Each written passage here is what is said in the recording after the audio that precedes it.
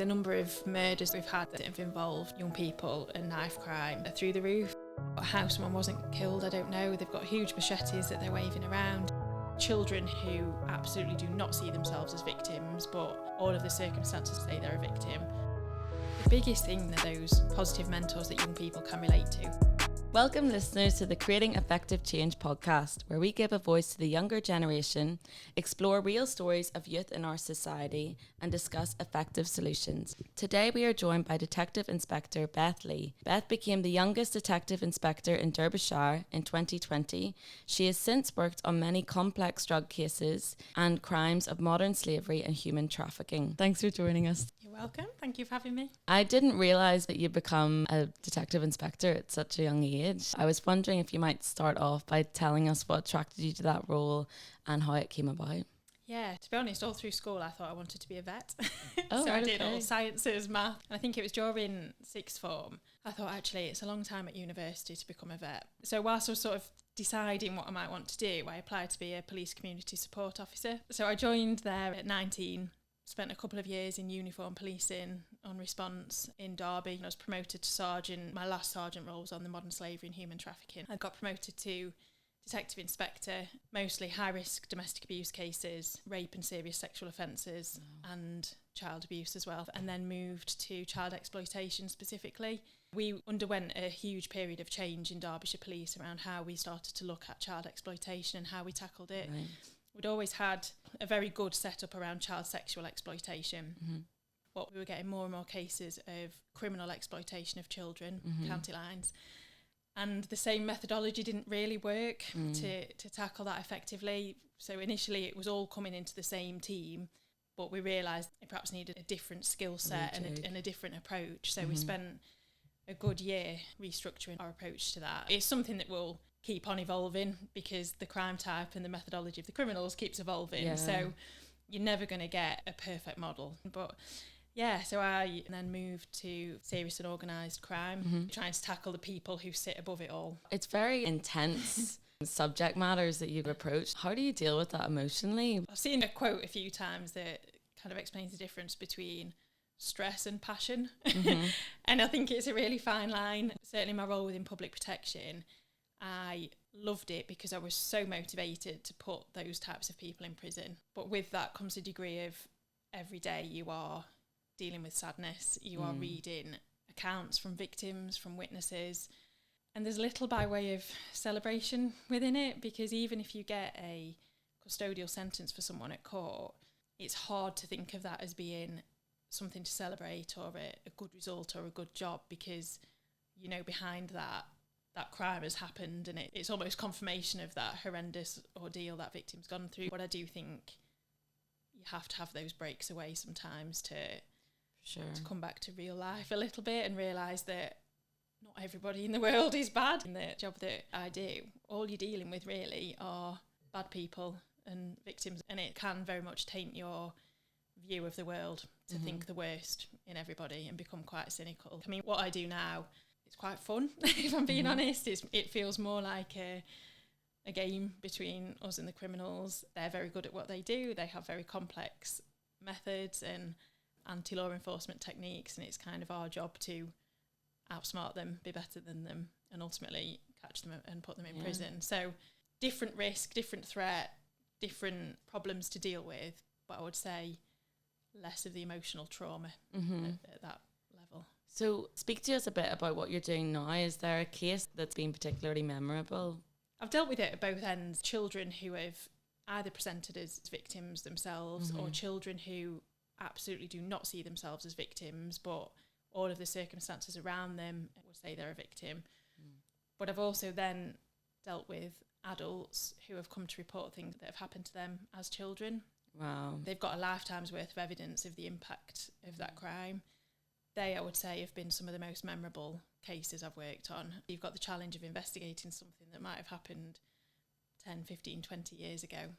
And you've got an adult who is probably able to articulate the impact of that crime on them more than a child can when they're still in the midst of being exploited themselves and don't necessarily see themselves as a victim. I had one case where an adult came forward to report that when she was a child, she was working as a waitress and she'd been groomed by somebody within that coffee shop, telling her that she could be a model and how beautiful she was, and he was a photographer. And it started off feeling very innocent, and the photographs were normal. You know, she was clothed, there was nothing sexual about them, but that kept developing really to the point where she was the victim of a number of sexual offences at the hands of this one particular male. He's then introduced her to his friends. He arranged for her to be flown to Greece. He said she was going to be working doing magazine shoots. What actually happened was she's ended up working in a strip club, being sexually abused and getting hooked on Class A drugs. Partly her way of coping with it, but equally it was their way of controlling her as well. She returned to the UK, I think 18 or 19. Wow, so she wasn't even 18. Still had a Class A drug addiction at that time, but managed to turn her life around, ended up working for the NHS, having a family of her own.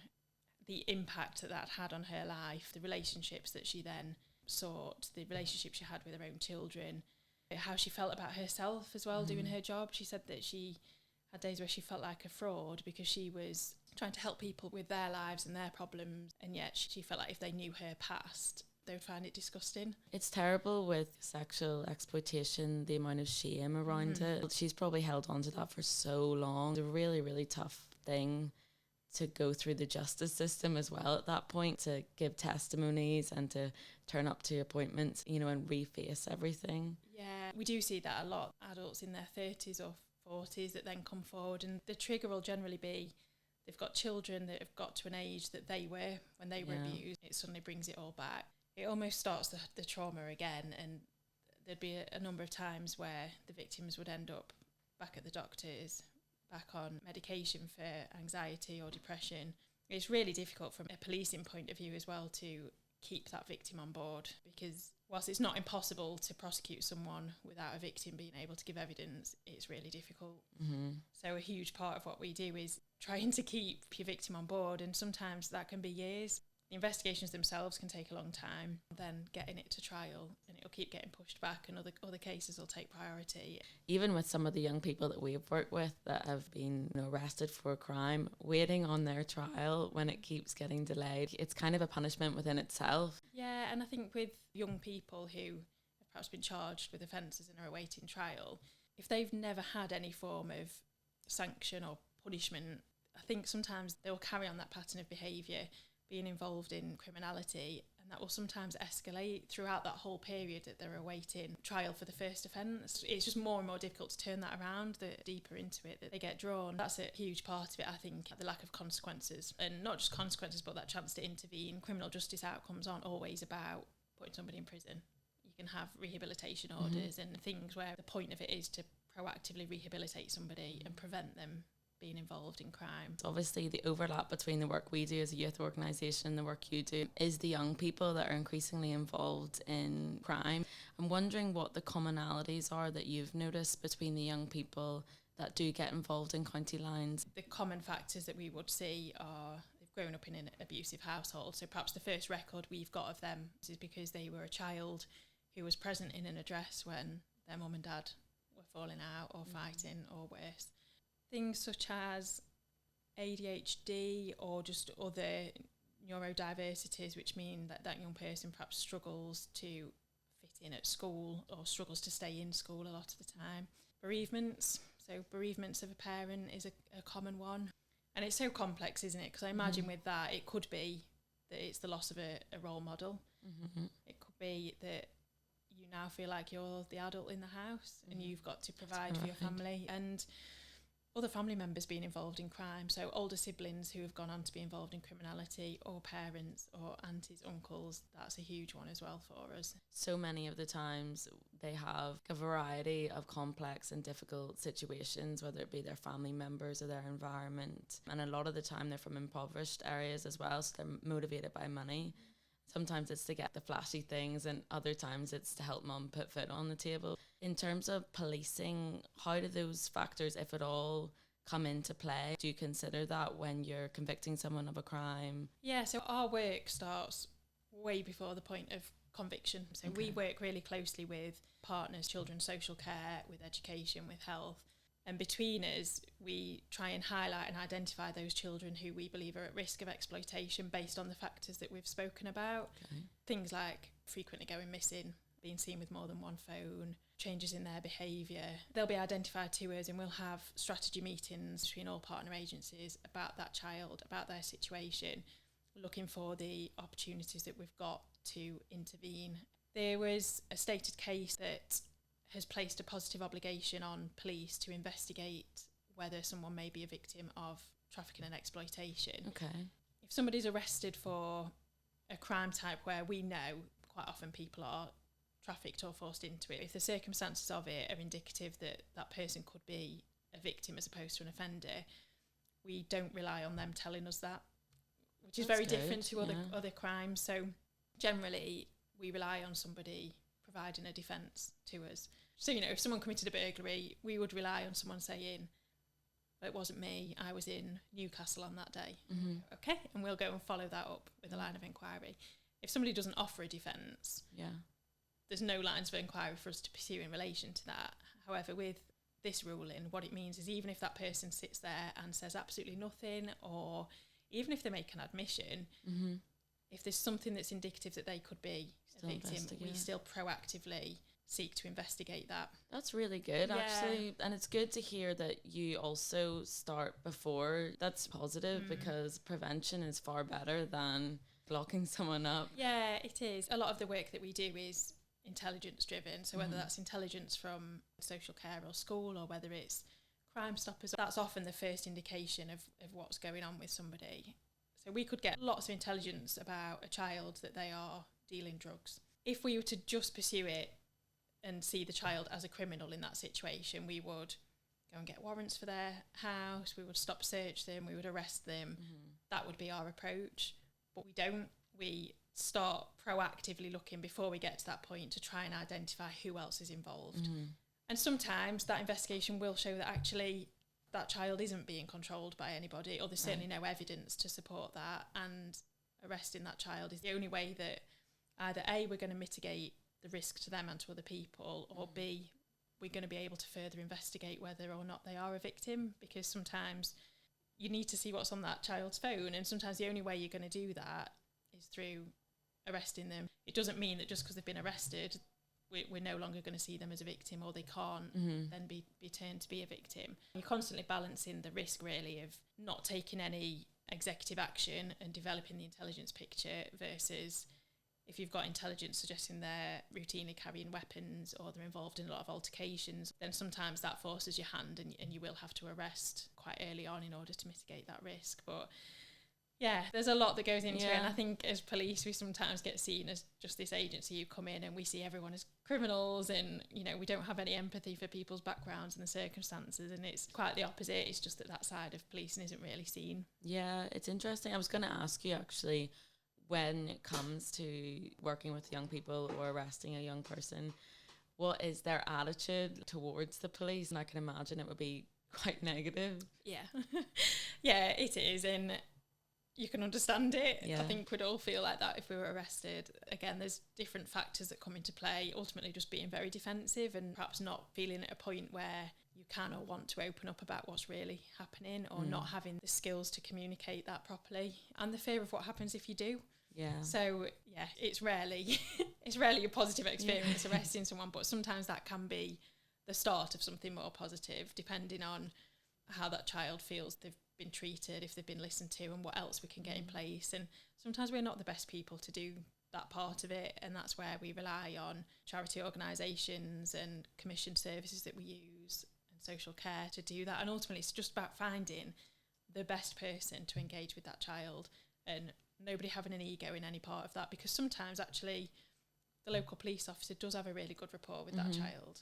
Yeah. And sometimes we don't, and you just have to accept that, and someone else has to fill that role. And I think the key bit is just finding the right person, whoever that is, just somebody who can be a positive mentor to that child and build enough of a relationship with them to hopefully elicit some disclosures from them around what is really going on.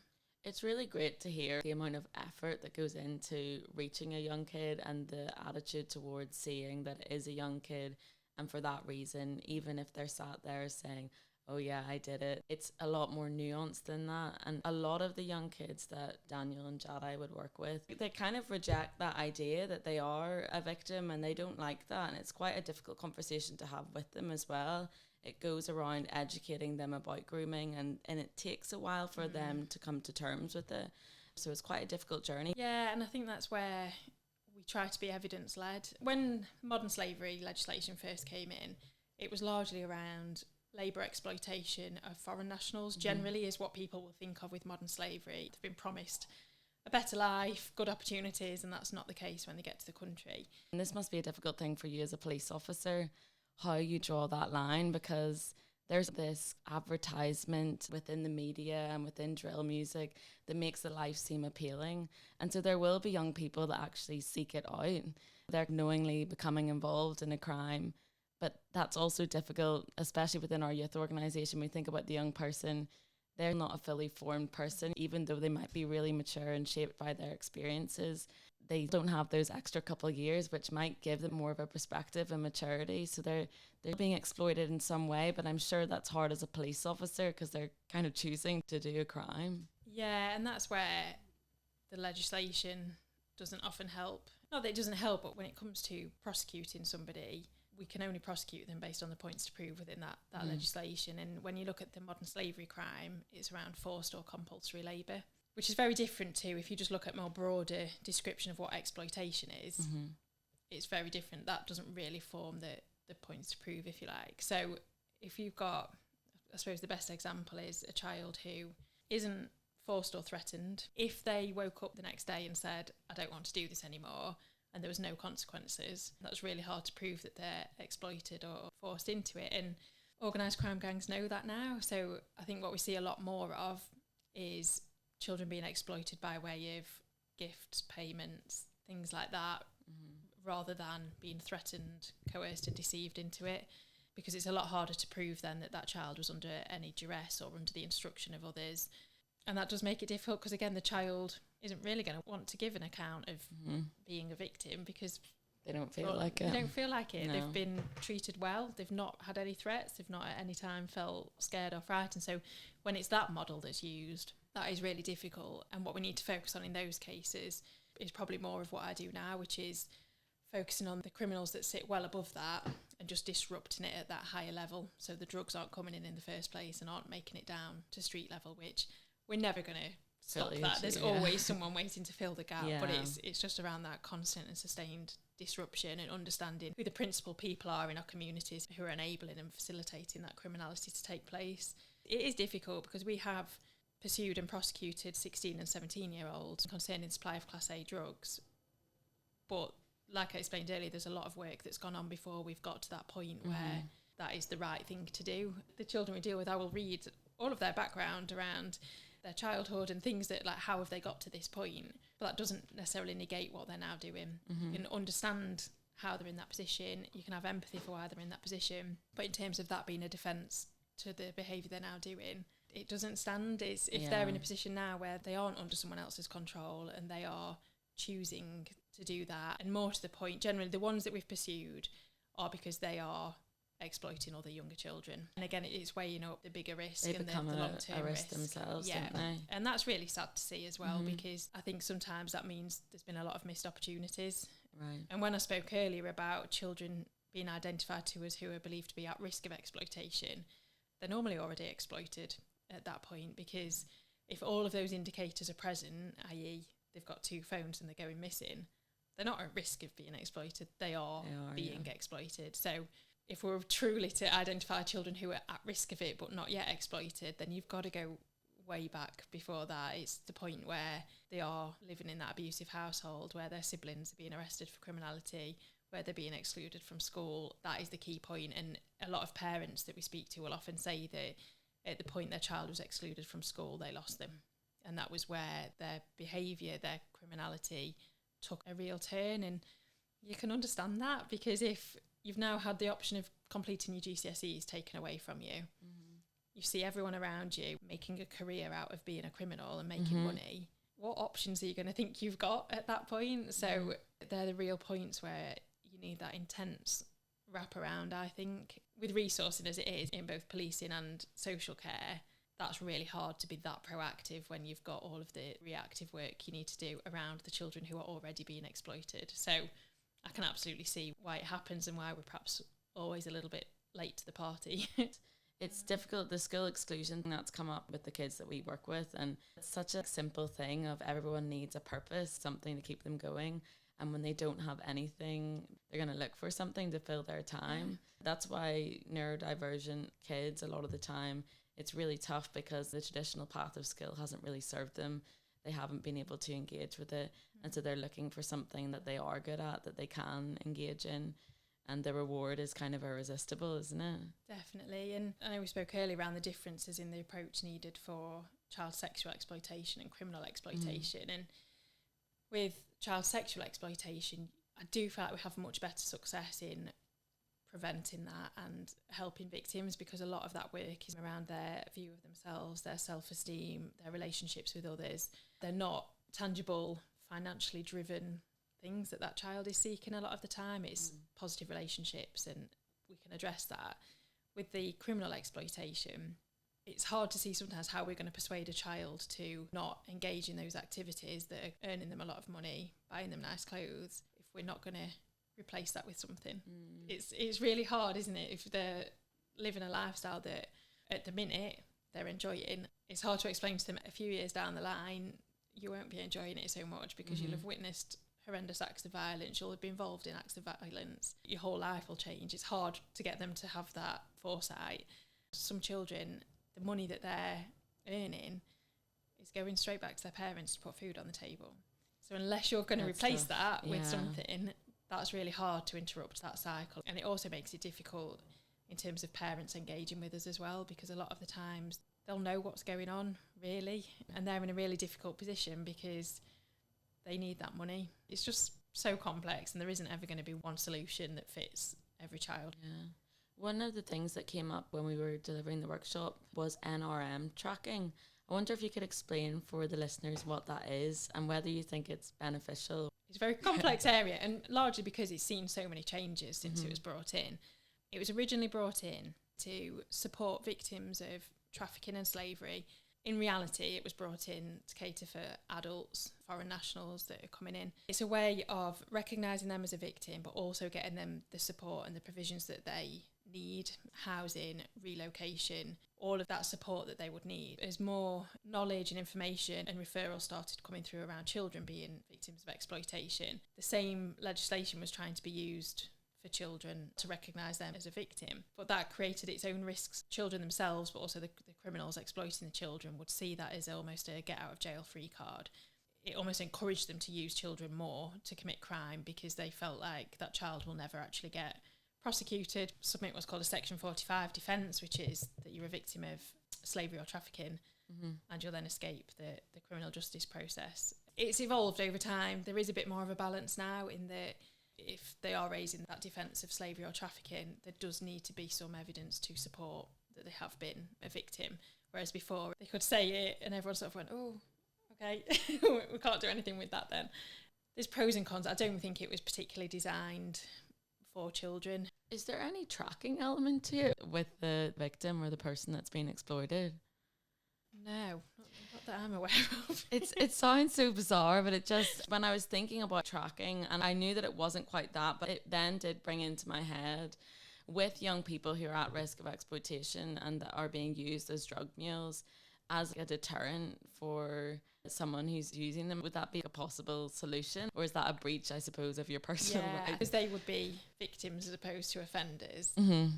We can't really impose things like that, but sometimes why it is actually a positive thing to arrest young people initially is we can put bail conditions, which mean they have to be in the house at 7 p.m, and it makes that child less attractive to criminals to use. They know that police know who they are. We know that we'll be actively policing those bail conditions. So an arrest doesn't necessarily mean it's a negative thing for that child. It's just part of your investigation. It doesn't mean they're guilty. It doesn't mean that they'll ultimately get convicted. Do you think there's any other solution to the correlation between young people who are in these difficult situations with family, money, environment? The biggest thing is positive mentors. Just because you grow up in an abusive household, it doesn't mean you're going to end up being a criminal. But the key difference is usually what other positive people are in that young person's life, and that could be a school teacher, a different family member, a friend's parent. But I think what we're really lacking are those positive mentors that young people can relate to. I imagine it would be really hard for a young person to relate to someone who has not experienced any of the things that they've experienced in life, for you to stand there and go, there's a better way, you know, you doesn't have to be this way, because they'll probably look at you and think, well, for you there was a better way because you had a nice family and you did your A-levels and everything else. I think it's just identifying positive mentors and getting in early. Every time a child goes missing, we'll do what's called a return home interview, but that child's already in the midst of a crisis at that point. Whereas if we can engage with them outside of those points of crisis and build those relationships, that will be much more beneficial, I think. Yeah, for sure. Often they don't have both their parents. Their father isn't about, or if they are about, they could be abusive or criminal themselves. Like, we've heard stories of mums who've asked them to join the gang to pay off their drug debts and things like that. So it's tough when you don't have those role models about. I think one of the things that really heavily influences kids at the moment as well is media and everything that they're consuming online, which is something that's, you know, kind of impossible to control with young people these days. Have you noticed the social media and how they use their phones has also impacted the evolution of modern slavery? Definitely. Looking at the child sexual exploitation, the pattern of offending there has changed massively. Within Derbyshire, we did absolutely have an issue with organised crime gangs that were grooming young girls, generally children who were growing up in care. And that was a huge operation, a really successful operation that saw a lot of convictions from that. We've not really had that again since. And we're always conscious of, are we just missing it? Is it more hidden? But I think with the introduction of internet and smartphones, what we see a lot more of is offenders working alone, targeting lone victims. That victim will likely become a victim multiple times to different offenders, but those offenders aren't connected, if that makes sense. So it's more that sort of one-to-one offending rather than group offending. The children, because they're online, they are more vulnerable to exploitation because they're easier to identify, easier to contact. It's hidden. They're not meeting up in person necessarily. A lot of the grooming will be done whilst the child is at home on their phone, so that a lot of the grooming and the manipulation is already done before that child meets up with that person. It does present opportunities as well, though, from a policing perspective.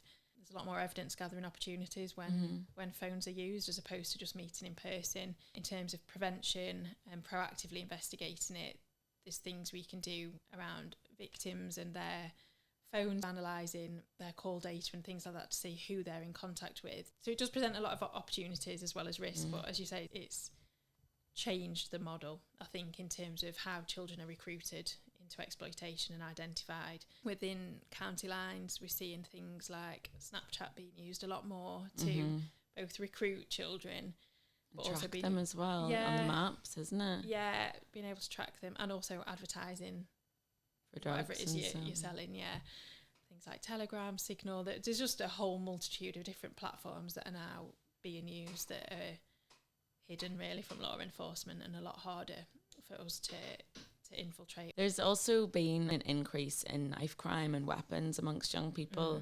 Is that something that you've noticed in Derbyshire as well, and how do you tackle that sort of issue? Yeah, it's a huge problem, and it goes hand in hand with exploitation really. Lost count, to be honest, of the amount of children who, upon the point of arrest, have had huge knives. We'll arrest them, interview them, bail them. We're then releasing them.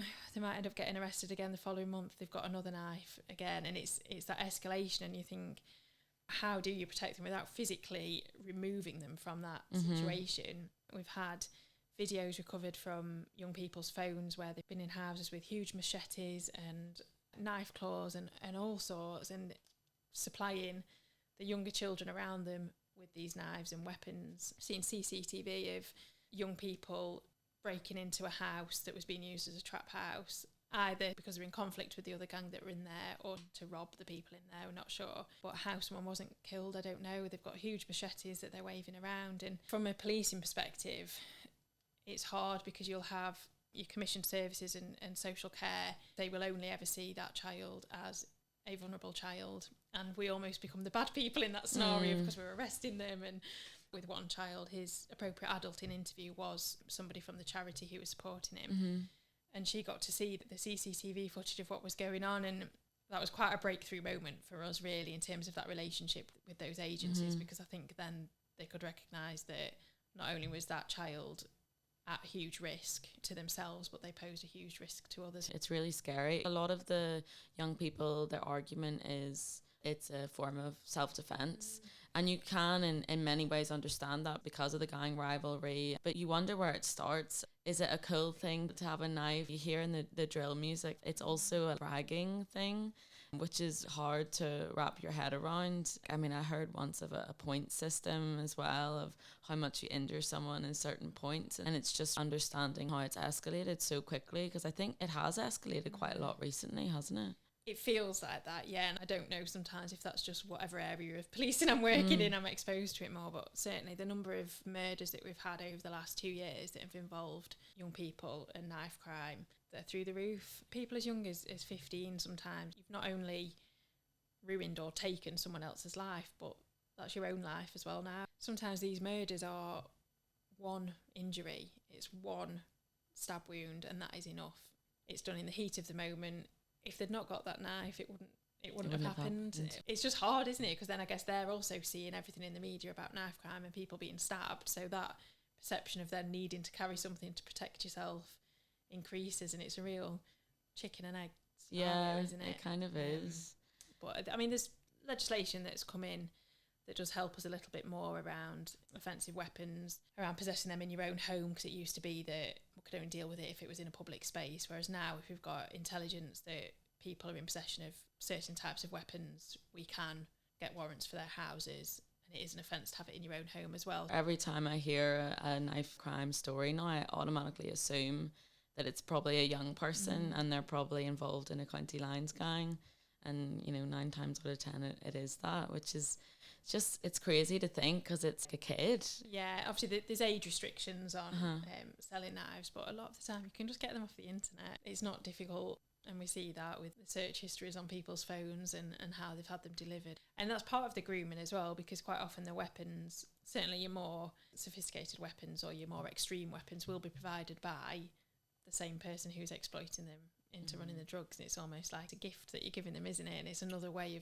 of grooming them, I suspect. What would you say in terms of percentages for your modern slavery cases? Have you seen an increase in county lines, young people being exploited? And is that a big fraction now of the work that you do? We're certainly a lot more aware of it. That doesn't necessarily mean there's more of it. Right. Sometimes that's a positive thing, in that people are more aware of the signs, are reporting more of it, and we're just a lot more live to it. So sometimes your figures, like your numerical figures, will go through the roof in terms of children who are being referred as being at risk of exploitation, but that's a good thing, because we're identifying it, we're spotting it, and we can intervene. I think the models that organised crime groups use have changed. Like I was saying, it's a lot more incentive driven as opposed to threats and force. I guess years ago you would see children being sent out of your city areas, travelling by train into more of your rural areas.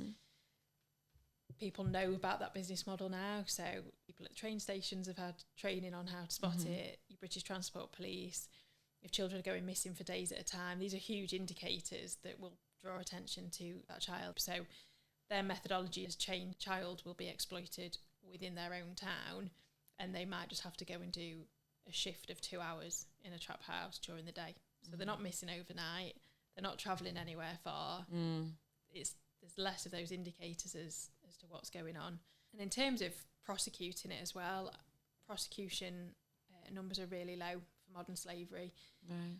And I think sometimes that's because the demands on CPS and the court system, if you've got somebody charged with possession with intent to supply Class A drugs and modern slavery, and they're willing to plead guilty to the drugs offence, if we drop the modern slavery offence, quite often people will accept that because it saves any sort of trial and it can be dealt with there and then. There's all those sorts of difficulties as well. Ultimately, by putting that person in prison, regardless of what it's for, you're disrupting that behaviour. So I think sometimes the focus does just need to be on, we need to get them off the street and get them in prison so that they're not exploiting anyone else. So what does a typical day look like to you? In the child exploitation team, every morning we would have a team briefing looking at any intelligence that's come in overnight, looking to see if there's any fast track actions that we need to do in relation to that, and to see if there's anyone arrested overnight, if they've been arrested for exploitation offences, or a child who we've been working with is in custody for something. And we'll perhaps take on that investigation because we know the bigger picture behind it. So that's the initial bit. It's what is the priority of the day, because if it's somebody in custody or sort of a live incident, a live crime, they're going to be the priority. Likewise with the intelligence, if it relates to a threat to life or possession of a firearm, possession of weapons, that's sort of our priority for the day. Aside from that, it'll be the strategy meetings with partners around children where we sit and discuss the current situation for that child and any interventions. We'll have a mixture of crimes that are in their reactive phase. Somebody has reported a crime and there's a number of inquiries that come with that. So things like your forensic submissions, examining phone downloads, getting any witness evidence, CCTV. Then we do things in the proactive side. So when we're getting all of this intelligence through, nobody's been arrested, we've not recorded a crime as such because we're still developing it to see what's happening. Busy day. Busy. Yeah. There is always something, and it's just trying to find that balance between the reactive investigations where a crime's been reported, you are bound by quite strict time limits in terms of completing that investigation, versus your proactive investigations into all of the intelligence that's coming in. Never a dull day. And do you enjoy it? Yeah, I really enjoy it. It's challenging, and you can see where things have gone wrong for young people. That's difficult sometimes because you just have to accept you can't solve that problem. You can help and you can do your best, but you cannot solve that whole overarching problem of the factors that are contributing to what we're seeing.